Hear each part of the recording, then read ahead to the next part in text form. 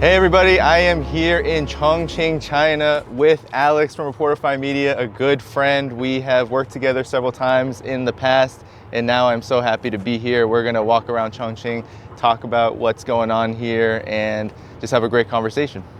Well, it's, as they say, the foggy city, as we're standing in front of the two rivers behind us, the Jialing and the Yangtze River just into the distance, and the beautiful bridges of Chongqing.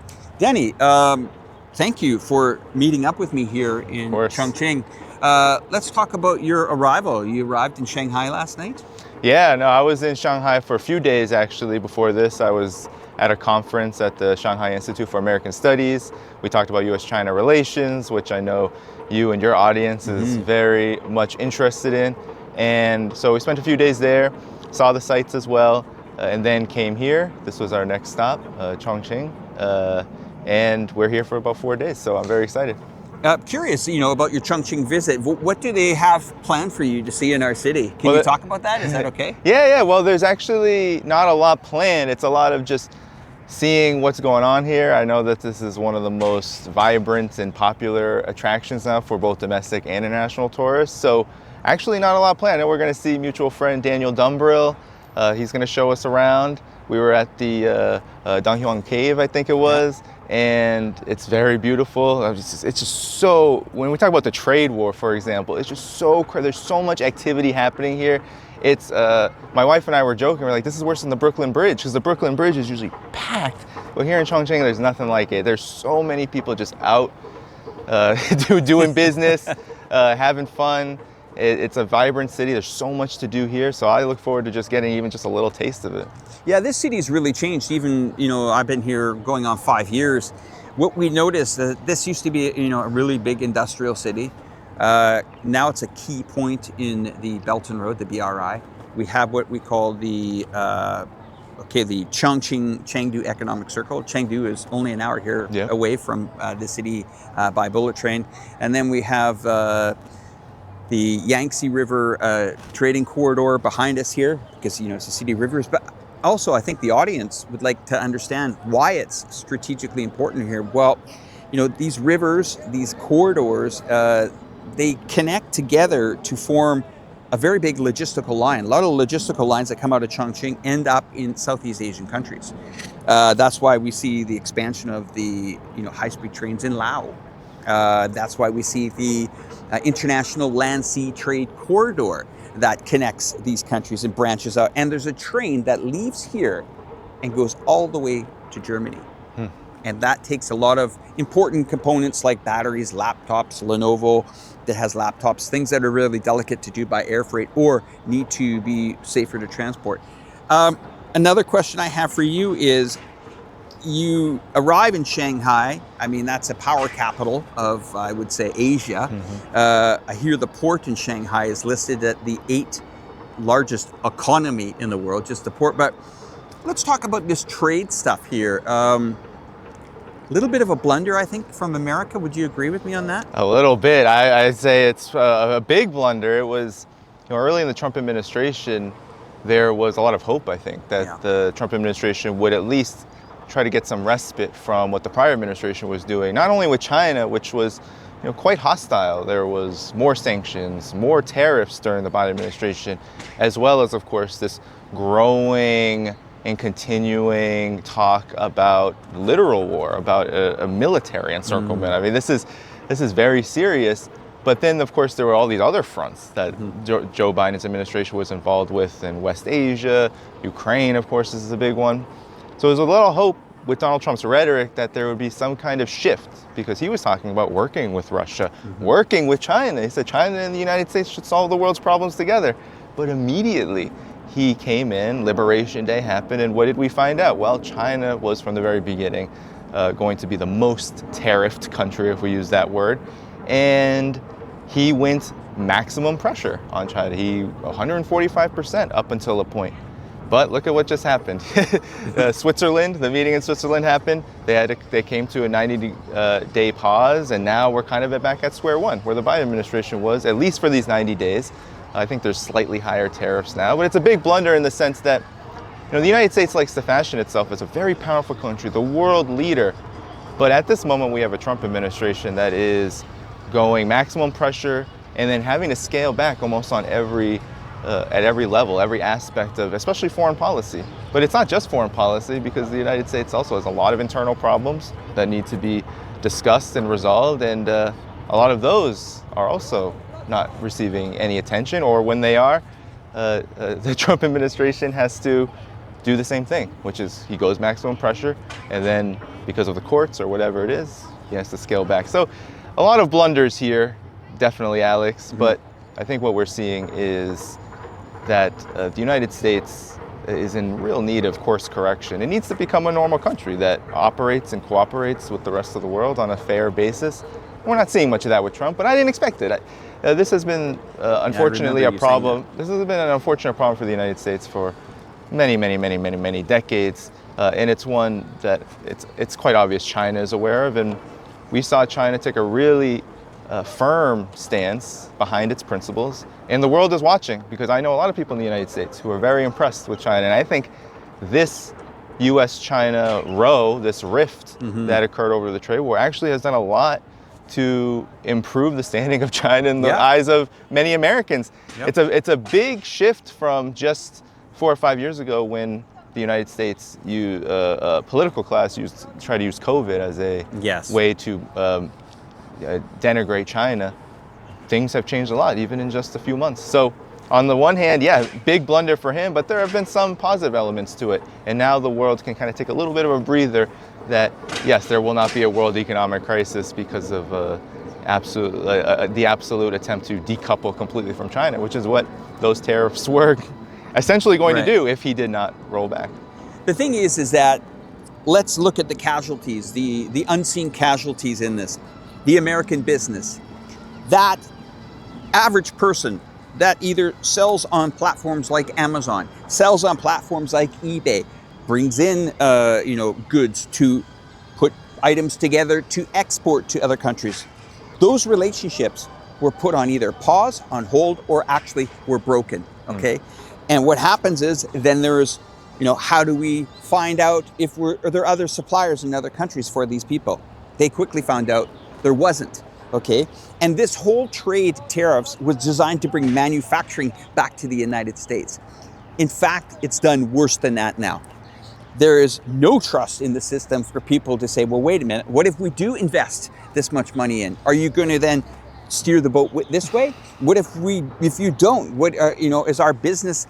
We've heard from the small business owner to the medium business owner. Now we're hearing Walmart put out a statement that doesn't matter, prices are going up. Okay, and that's what happens when a country that I think get along economically are pressured into a point where this is a squabble that is now turned out to be, as you say, changing the direction of the way people think. I see it in the comments on my videos now. Go back 3 or 4 years, America, Chinese doesn't need this and that. And you want to know the most interesting comment I've heard lately was,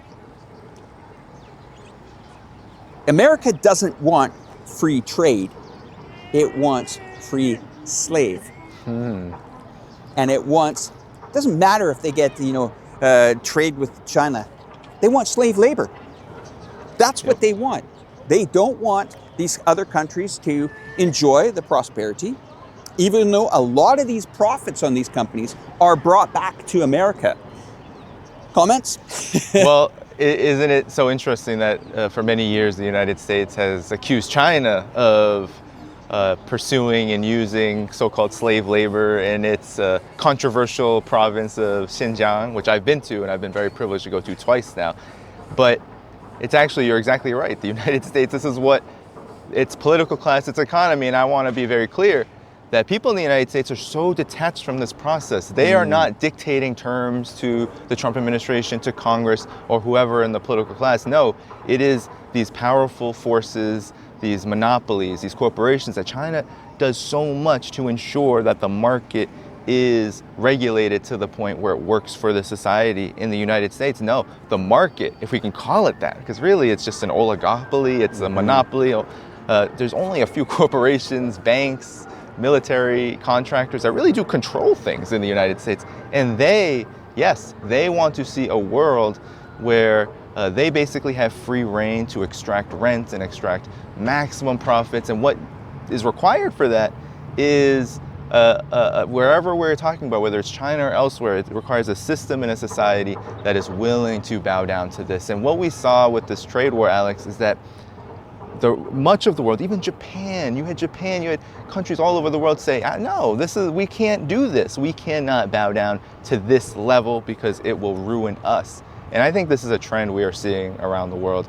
We are seeing that the United States, the more it tries to put maximum pressure, whether it's sanctions, military intervention, whether it's now the tariffs, all of this is beginning to backfire, not only on the political class, but yes, you're exactly right. It is hurting. It's still going to hurt ordinary Americans and ordinary people in the States because what you described is such an important component of understanding how actual economics works. Yes, if you go this far and you have a market system, and in the United States you have the most unleashed, unhinged, unregulated market economy.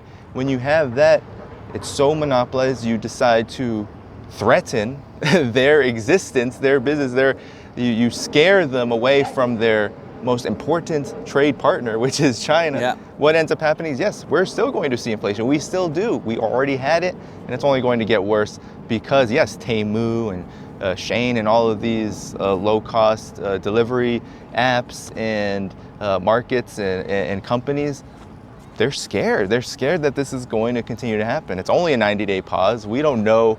Donald Trump could say one thing, do another thing, and then say another. It's chaotic, and he believes that it's in his interest to do this. It keeps people on their toes. It keeps things unstable because that allows him and his administration to do essentially what they want. But we are seeing actually that this is more of a manifestation of what is a decline. The United States is having a big problem with navigating a world system that is completely different from what it was just 30 years ago. Yeah. We're seeing, we're here in China. The rise of China is absolutely astounding and incredible.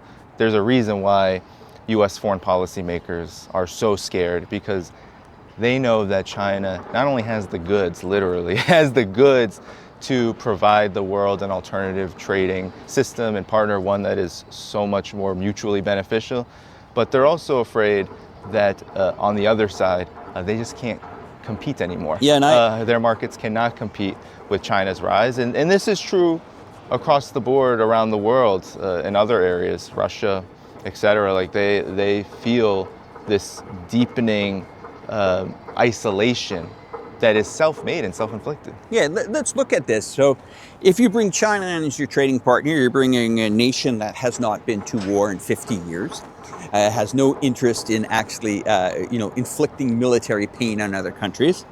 I found a comment interesting from the current administration that said, Chinese should open up its market to America.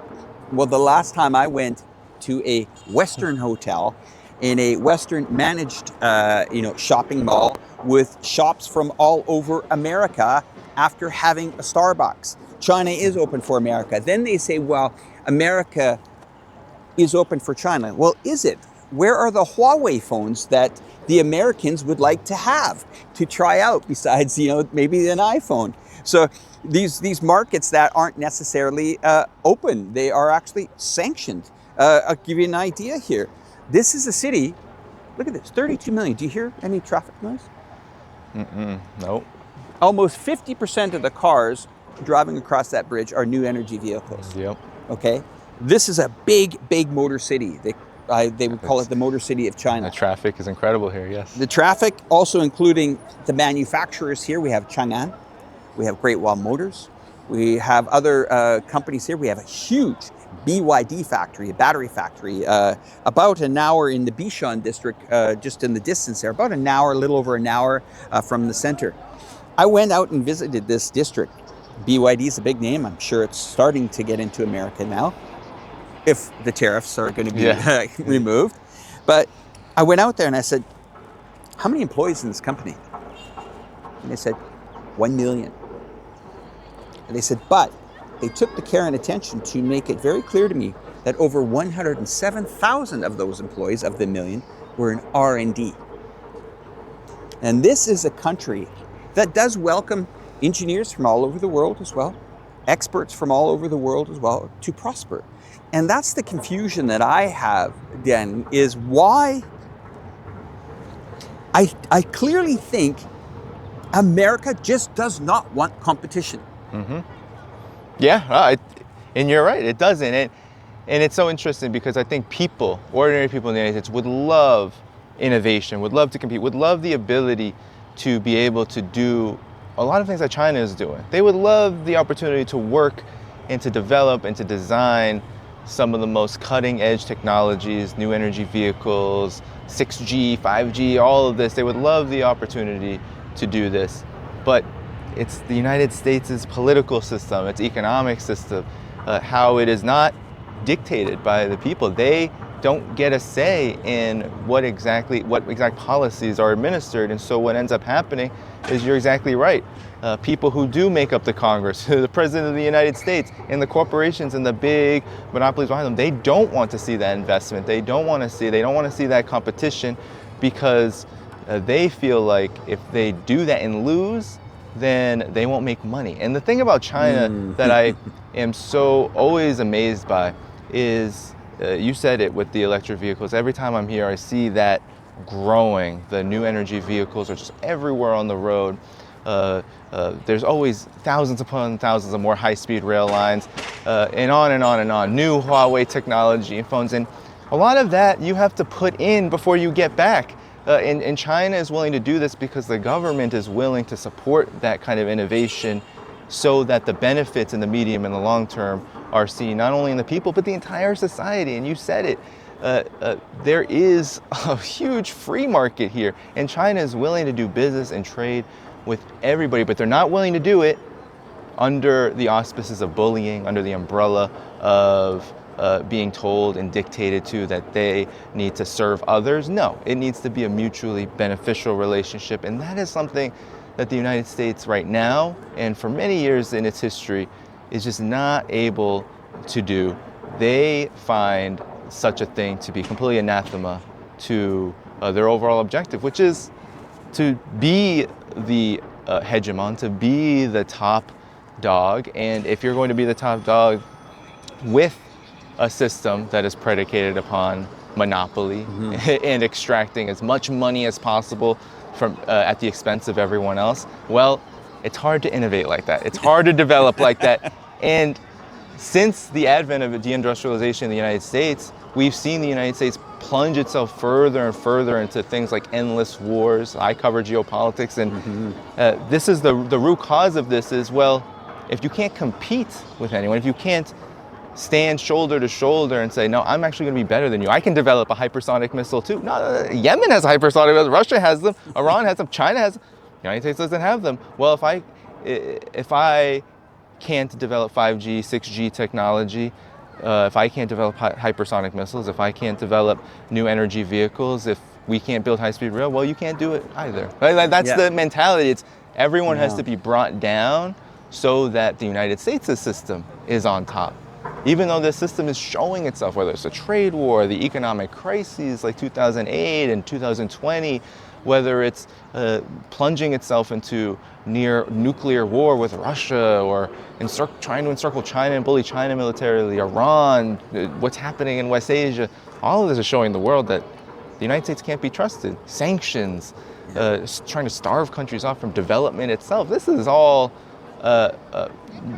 seemingly, it's all to maintain this kind of dominance and power that the US political class wants. But at the end of the day, what we're seeing actually is it's putting the United States further and further into a corner that eventually it won't be able to get out of. And the world will move on. And I think that's what we're seeing. And China wants to be friends with the United States. It believes that this partnership is beneficial to the world if done right. But it is not being done right on one side. China wants mutually beneficial cooperation, but the United States wants to see, as it has for many, many, many, many years, it wants to see relations with China lead to the weakening of China, the containment of China. And that is not only a losing gambit, but one that we're seeing is actually blowing back pretty hard back onto the United States. And it's ordinary people that suffer the most, because not only do they not have access, as you said, to the R&D, to all of the innovation that can be done, but and all of the positive prospects that we could see from mutual cooperation, but also it is ordinary Americans that also have to bear the brunt of the rest of the system. Like cutting, when you cut yourself off from the world, you actually, and this was true during the Cold War, you now only have in your purview and vision the system in front of you, which is super rich bankers, super rich monopolists taking everything from you. And this is why we see happiness in China go up versus the United States. Happiness is down. To me, I don't want to take shots at the administration, but I have to tell you, I see the vision of the president in the United States, where he wants to take America back to its golden age. I understand that. I get his vision on that. I really do. And sincerely, yes, he's a guy that was in the prime of the United States. Atlantic City was roaring when he was in power at that time. New York was flourishing. Now, the people around him, I'm not sure if they're really painting the picture here. What he is describing is he wants something very similar to the Belt and Road, the BRI. He has still that chance. Or he has that chance where they envision seeing China moving forward, whether it's in the deep sea sector in AI, whether it's in the drone manufacturing from DJI, whether it's in the phone, mobile manufacturing, new energy vehicles. NEVs aren't just about the cars. They're about improving the buses, the transportations. There's new energy vehicle buses. There's even new energy vehicle lorries and containers that work. There are huge companies here. CATL is a massive battery manufacturer. Even Tesla uses it. So as you were explaining about, we want 5G in America, we want 6G, we want to enjoy all these things. What America has done now, and as you said, Danny, it's isolated itself. And now the rest of the world is saying, oh, America, you're telling us that we need to do what you say. If we don't do what you say, you're going to try to sanction us into an oblivion. How did that go with Russia? No, didn't go.